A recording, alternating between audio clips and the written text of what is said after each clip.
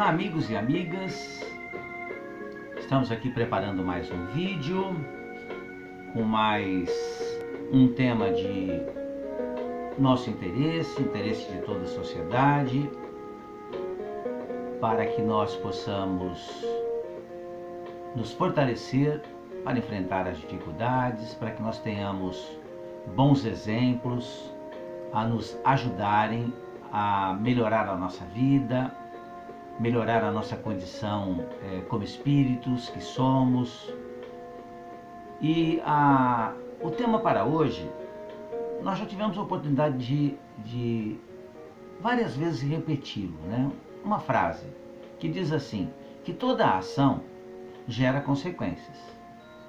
E nós vamos contar uma historinha hoje que colocamos como título, Ações que Salvam Vidas.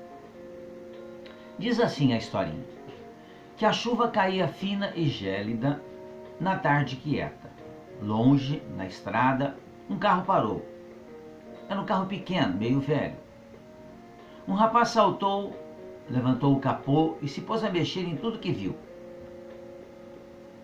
Ao longe, um sitiante pensou, vendo aquela situação, coitado, pelo jeito não entende nada de mecânica. O sitiante vestiu sua capa de chuva e caminhou até a estrada. O jovem estava muito nervoso. Mexia no carro, voltava, tentava dar a partida, passava as mãos pelos cabelos. Não tinha jeito. O sitiante então perguntou, quer ajuda? O rapaz parecia prestes a chorar. O sitiante deu uma olhada e tal, diagnosticou.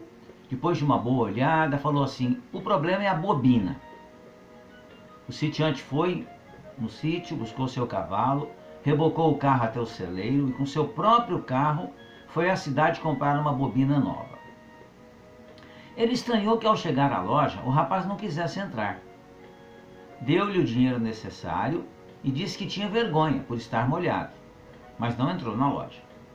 Mais tarde, com o carro funcionando, pronto para partir, a esposa do sitiante insistiu para que o rapaz ficasse para jantar. Não era hábito convidar estranhos para adentrar a casa. Contudo, aquele rapaz parecia aflito, meio perdido. Poderia talvez ser seu próprio filho, numa outra situação. Ele quase não comeu. Continuava preocupado, ansioso. A chuva se fez mais forte. O casal preparou o quarto de hóspedes. Na manhã seguinte, as roupas do rapaz estavam secas e passadas. Ele se mostrava menos inquieto, alimentou-se bem e despediu-se. Quando pegou a estrada, aconteceu uma coisa estranha.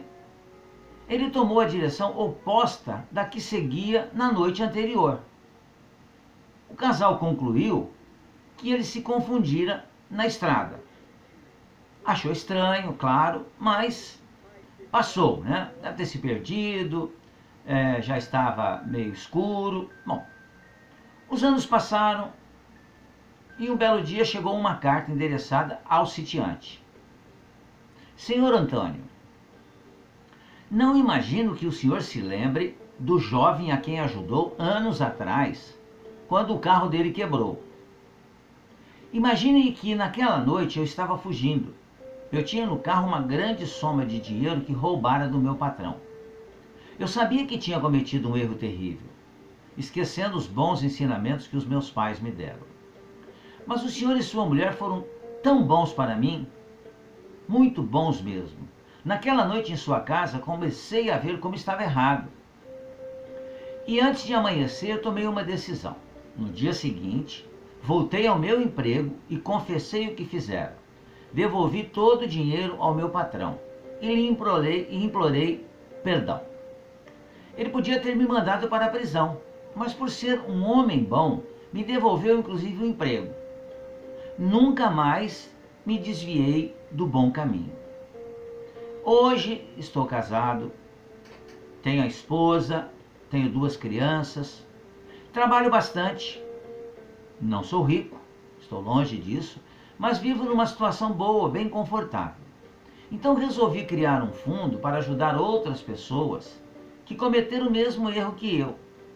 Dessa forma, acredito poder pagar pelo meu erro. Que Deus o abençoe, Senhor, e a sua bondosa esposa. Os olhos do casal se encheram de lágrimas.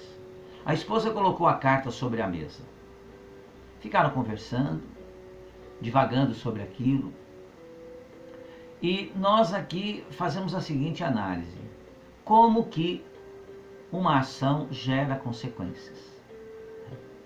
Se o sitiante simplesmente, ao ver o rapaz com um problema no carro, tivesse virado as costas, fechado a porta e fosse cuidar dos seus afazeres, não saberíamos o que poderia ter acontecido. Mas ele não, generosamente, praticou uma ação generosa também, que gerou consequências. Naturalmente, consequências boas. Porque aquele tempo em que o rapaz ficara na casa do casal sitiante, foi o tempo oportuno para que ele refletisse no que ele tinha feito, no erro que ele havia cometido. Então nós observamos que sempre que pudermos fazer, nós temos que nos lembrar dos ensinamentos de Jesus. E voltando à historinha, a esposa, né, depois de conversarem, depois de se emocionarem com a história, ela citou um verso do capítulo 25 do Evangelho de Jesus. Está anotado ali por Jesus o ensinamento que Jesus fez. Está anotado ali por Mateus o ensinamento que Jesus fez. Era peregrino e me recolheste. Tive fome e me destes de comer. Tive sede e me destes de beber. Estava nu e me vestistes. Estava enfermo e me visitastes. Estava no cárcere e me fostes ver. Em verdade, todas as vezes que fizestes isto a um desses meus irmãos mais pequeninos, foi a mim que fizestes. Essa passagem de Jesus, ela é extremamente profunda, porque nós nos lembramos das lições que Jesus nos traz, mas nem sempre a gente consegue realmente estabelecer o entendimento do que a lição verdadeiramente ela quis nos dizer, ou quis nos trazer a lição. Então Jesus taxativamente disse que aquilo que nós fizermos aos outros, estamos fazendo a Jesus também. Porque, mais uma vez, nos lembramos que Jesus disse que somos todos irmãos, filhos do mesmo Pai bondoso, amoroso, justo, misericordioso. E toda ação nobre, ela gera consequências nobres também. Atualmente, com a situação em que estamos vivendo, a pandemia, nós observamos o quanto aumentou o número de irmãos nossos, espiritualmente falando, que têm feito um trabalho voluntário, ajudando aqueles que menos condições ainda têm. Se aqueles que estão recebendo a ajuda vão saber ser gratos e mudarem a sua vida, não sabemos. Mas também não importa sabermos isso. O que importa é nós fazermos aquilo que nós temos condições de fazer. O sitiante poderia ajudar o rapaz? Poderia. Foi lá e ajudou. A esposa poderia oferecer-lhe um jantar, vendo a situação do rapaz? Poderia. E o fez. Isso gerou consequências para o rapaz? Consequências extraordinárias. Porque isso mudou a vida dele. Porque todo ato de bondade que nós fazemos em relação aos outros, tenhamos a certeza que reflete profundamente no coração da pessoa. Se não hoje, mais tarde, certamente isso pode acontecer. Por isso que os ensinamentos, muitas vezes, ao iniciarmos a leitura dele, ao relembrarmos dele, a gente muitas vezes diz assim: já conheço esse ensinamento, já passei por ele. Mas é muito bom a gente novamente verificar o ensinamento, porque como nós fazemos parte da lei de progresso, a gente progride de forma acentuada, de forma contínua. Uns progridem mais rapidamente do que os outros, mas todos nós progredimos. E muitas vezes o ensinamento que nós fizemos há uns anos atrás, uma leitura que a gente fez há alguns anos atrás, hoje ela pode ter se modificado. Podemos certamente ter uma visão diferenciada, porque nós amadurecemos com o passar do tempo também. Por isso que toda vez que tivermos a oportunidade de praticarmos um ato cristão, que nós efetivamente o pratiquemos. Repetindo então o ensinamento de Jesus.